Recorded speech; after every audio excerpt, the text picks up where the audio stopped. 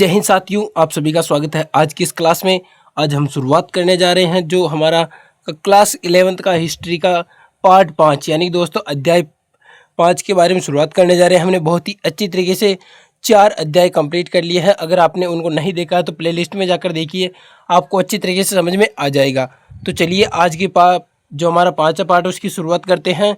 नाम है उसका दोस्तों बदलती हुई सांस्कृतिक परंपराएं। क्या है इसमें अच्छी तरीके से चर्चा करेंगे, अच्छी तरीके से देखना दोस्तों। बहुत ही दोस्तों शॉर्ट नोट्स के माध्यम से आपको समझाएंगे, अच्छी तरीके से आपको पढ़ेंगे, क्योंकि दोस्तों पढ़ना ही नहीं समझना भी आपको बहुत ज़रूरी है। तभी जाकर आप 95 जो आपका लक्ष्य है वो क्रॉस कर पाएंगे। और बहुत ही अच्छी तरीके से आज हमारा पहला पार्ट होने वाला है। देखिए दोस्तों क्या होता है।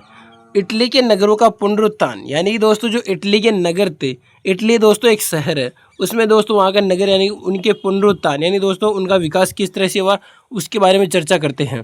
तो देखिए दोस्तों पूर्वी यूरोप में, जैसे कि दोस्तों को ये यूरोप है, यानी दोस्तों ये यूरोप है, ये इसका पूर्वी हिस्सा हो गया। तो यानी कि दोस्तों ये क्या हो गया, पूर्वी यूरोप। इसमें क्या होता है कि बाइजेंटाइन साम्राज्य के शासन में, यानी दोस्तों बाइजेंटाइन यहाँ का शासक था, जिनके साम्राज्य में यानी दोस्तों इसके शासनकाल में पूर्वी यूरोप में क्या होता है कि बंदरगाह पुनर्जीवित होते हैं।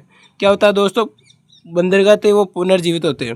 तो बाइजेंटाइन और इस्लामी देशों के बीच व्यापार, यानी दोस्तों बाइजेंटाइन ये क्या है कि पूर्वी यूरोप है, वहाँ का दोस्तों एक हिस्सा है, यानी दोस्तों वहाँ का एक साम्राज्य है। तो क्या होता है कि बंदरगाह थे, यानी दोस्तों जो नदी है या फिर दोस्तों समुद्र है, उनके किनारे जो बंदरगाह होते हैं वो पुनर्जीवित हो गए, यानी दोस्तों दोबारा से उनकी शुरुआत की गई। तो बाइजेंटाइन और इस्लामी देशों के बीच व्यापार बढ़ गया। फिर क्या दोस्तों, नगर, कौन कौन से नगर दोस्तों, फ्लोरेंस और चेनिस, यानी दोस्तों चेनिस ने यहाँ पर वेनिस है दोस्तों, क्या है वेनिस। फ्लोरेंस और वेनिस गणराज्य जो दोस्तों क्या थे, शासक यानी शासन राजकुमार। जो दोस्तों नगर थे फ्लोरेंस और वेनिस, वहाँ का जो गणराज्य थे उन पर दोस्तों शासन कौन करते थे, राजकुमार। सर्वाधिक जीवंत शहर दोस्तों, पहला जीवंत शहर दोस्तों वेनिस और दूसरा था दोस्तों जिनेवा। क्या था दोस्तों, जिनेवा। बहुत ही इंपॉर्टेंट है दोस्तों, अच्छी तरीके से याद रखना कि सर्वाधिक जीवंत शहर पहला वेनिस और दूसरा जिनेवा। उसी तरह से दोस्तों नागरिकता की भूमिका, यानी दोस्तों नागरिकता की भावना क्या थी, धनी व्यापारी महाजन शासन में सक्रिय रूप से भाग लेते थे। यानी दोस्तों जो नागरिकता की भावना थी वो दोस्तों धनी व्यापारी लोग थे, यानी दोस्तों धन व्यापार में महाजन शासन के रूप में वो सक्रिय रूप से भाग लेते थे।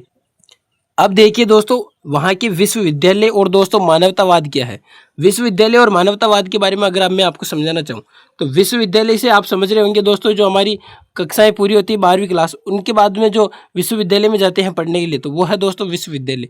और मानवतावाद यानी दोस्तों मानवतावाद के लिए दोस्तों जो मानव के लिए सक्रिय, यानी दोस्तों मानव की जो हमारा मानव जाति है उसके लिए दोस्तों कोई इस प्रकार का कोई जो कार्य है वो किसी प्रकार से कोई दोस्तों हानि ना पहुंचाए मानव को। और मानवतावाद यानी दोस्तों सभी के साथ अच्छा व्यवहार किया जाए, मानवतावादी बने, तो ये है दोस्तों। तो क्या होता है कि सबसे पहले विश्वविद्यालय दोस्तों यूरोप में इटली शहरों में बनाए गए थे। ये दोस्तों कई बार क्वेश्चन आ चुका है, तो इसको इंपॉर्टेंट रखना है कि सबसे पहले विश्वविद्यालय कहाँ स्थापित किए गए, यूरोप में दोस्तों इटली के शहरों में किए गए।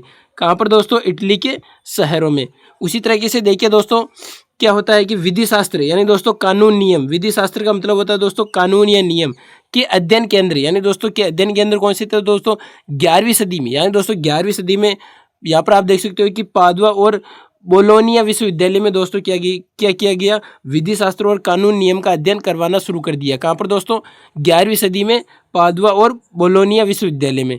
फिर क्या होता है देखिए दोस्तों विश्वविद्यालय और मानवतावाद, यानी दोस्तों उसी को आगे बढ़ाते हैं कि मानवतावादी अध्यापक वहाँ पर दोस्तों पढ़ाने आ गए विश्वविद्यालय में। तो क्या करते थे मानवतावादी अध्यापक, व्याकरण पढ़ाते, अलंकार शास्त्र जैसे दोस्तों छंद अलंकार हो गए, कविताएं बताते, इतिहास के बारे में बताते, नीति निर्देश यानी दोस्तों विषयों के बारे में वहाँ पर अच्छी तरीके से चर्चा की जाती। फिर क्या दोस्तों, जूलियस सीजर का समकालीन, यानी दोस्तों जूलियस सीजर का समकालीन कौन था दोस्तों, रोम के वकील। ये दोस्तों रोम के वकील और निबंधकार सिसरो जो दोस्तों यानी दोस्तों 106 से 43 ईस्वी पूर्व। ये क्या है दोस्तों कि जो यूरोप का जो यानी दोस्तों जो मानवतावादी अध्यापक है ये भी दोस्तों जूलियस सीजर, ये भी दोस्तों इनके समकालीन था, रोम के वकील और दोस्तों निबंधकार सिसरो जो कि दोस्तों 106 ईस्वी से 43 ईस्वी पूर्व। फिर क्या है दोस्तों विश्वविद्यालय फ्लोरेंस, यानी दोस्तों फ्लोरेंस में विश्वविद्यालय कौन, यानी दोस्तों किस प्रकार थे, तो दोस्तों पेट्रार्क का स्वामी नगर निवास। और दोस्तों क्या है कि जो पेट्रार्क का स्वामी वो दोस्तों क्या है कि नगर निवास, यानी दोस्तों नगर निवास में रहते थे। विश्वविद्यालय फ्लोरेंस में दोस्तों पेट्रार्क है यहाँ पर, यानी दोस्तों फ्लोरेंस में क्या है कि वहाँ पेट्रार्क का स्वामी क्या था दोस्तों, नगर निवास में रहता था। और फ्लोरेंस की प्रसिद्धि क्यों थी, फ्लोरेंस में दोस्तों इतना क्या था कि विश्वविद्यालय फेमस थे, तो वहाँ पर दोस्तों दाते था। कौन था दोस्तों, दाते एक प्रकार का दोस्तों धार्मिक विषय का एक गुरु था। तो वो 1265 से 1321 में दोस्तों धार्मिक विषय पर, और दोस्तों कलाकार था कौन, जोटो। ये दोनों दोस्तों इसमें थे जो रूप चित्र तैयार करते थे। 1267 से 37 तक ये रहा इसमें। यानी दोस्तों इन विद्यालय में दो ऐसे महान अध्यापक थे, एक तो दोस्तों दाते और एक जोटो। ये दोस्तों फ्लोरेंस के विश्वविद्यालय में दोनों थे।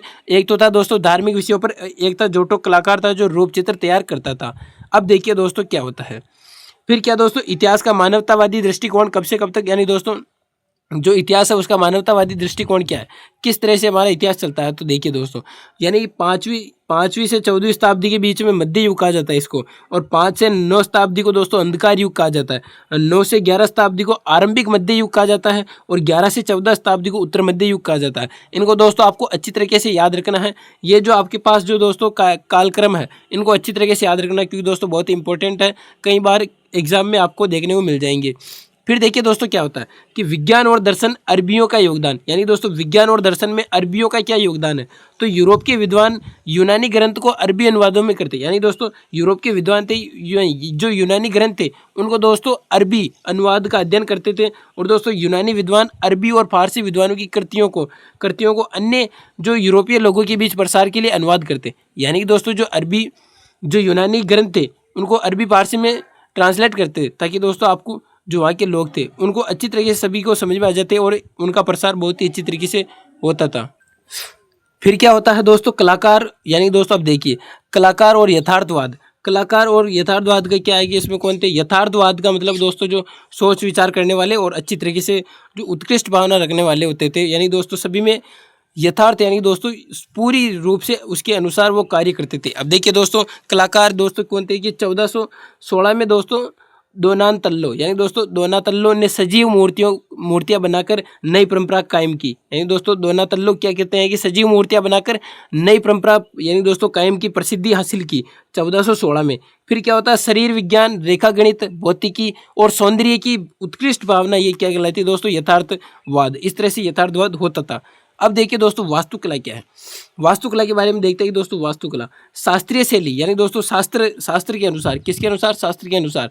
कौन सी शैली दोस्तों, रोम साम्राज्य में, यानी दोस्तों रोम साम्राज्य कालीन शैली का पुनरुद्धार, यानी दोस्तों इनके समय में क्या होता है, शास्त्रीय शैली का विकास होता है। हमने दोस्तों 3 महाद्वीपों में फैला हुआ साम्राज्य में अच्छी तरीके से चर्चा की है रोमन साम्राज्य के बारे में। अगर वो अध्याय आपने नहीं पढ़ा तो प्लेलिस्ट में जाइए, आपको दोस्तों वहाँ से पूरी जानकारी उस पार्ट की मिल जाएगी। अच्छी तरीके से देखिए दोस्तों कि उनके समय क्या होता है दोस्तों, रोमन साम्राज्य के समय क्या हुआ, शास्त्रीय शैली का विकास हुआ। इस तरह से वहाँ पर विकास हुआ। और दोस्तों किसी भी स्थान को, यानी दोस्तों किसी भी स्थान का दिशा के अनुसार परिरूप तैयार करना ही क्या कहलाता है दोस्तों, वास्तुकला। यानी दोस्तों हर एक दिशा की जानकारी प्राप्त करके और अच्छी तरीके से वास्तु रूप से उसके दिशा के अनुसार परिरूप तैयार करता, नक्शा तैयार किया जाता, वही दोस्तों वास्तुकला थी और प्राचीन समय से चलती आ रही। तो हमने दोस्तों आज पार्ट 1 में बहुत ही अच्छी तरीके से इसको कंप्लीट किया है दोस्तों। कौन सी पार्ट को, हमारा जो हमने पढ़ी कि यानी दोस्तों बदलती हुई सांस्कृतिक परंपराएं, किस तरह से संस्कृति बदलती जा रही है, इसके बारे में अच्छी तरीके से चर्चा की है। हम अगले पार्ट, यानी दोस्तों अगला पार्ट हम 2 पार्ट कर लेकर आएंगे, यानी दोस्तों बहुत ही अच्छी तरीके से दूसरे पार्ट में इसको कंप्लीट कर लेंगे। यानी दोस्तों मात्र दोस्तों 2 वीडियो में हमने बदलती हुई सांस्कृतिक परंपरा को खत्म कर लेंगे पार्ट 5 को। तो इस पार्ट को आप बहुत ही अच्छी तरीके से देखिए, तब तक आप पार्ट 2 का इंतजार करिए। आपको बहुत ही अच्छी तरीके से वो पूरा पार्ट समझ में आ जाएगा और आपको ये पूरा पार्ट आपके लिए क्लियर हो जाएगा। तो तब तक के लिए आप इंस्टाग्राम पर अगर आपको किसी प्रकार की समस्या हो तो मैसेज कर देना, समस्या का समाधान मिल जाएगा। टेलीग्राम चैनल से जुड़िए, आपको नई नई सूचनाएं देखने को मिल जाएगी। तो तब तक के लिए आप इन पार्ट को पढ़िए, मस्त रहिए, स्वस्थ रहिए, पढ़ते रहिए। धन्यवाद।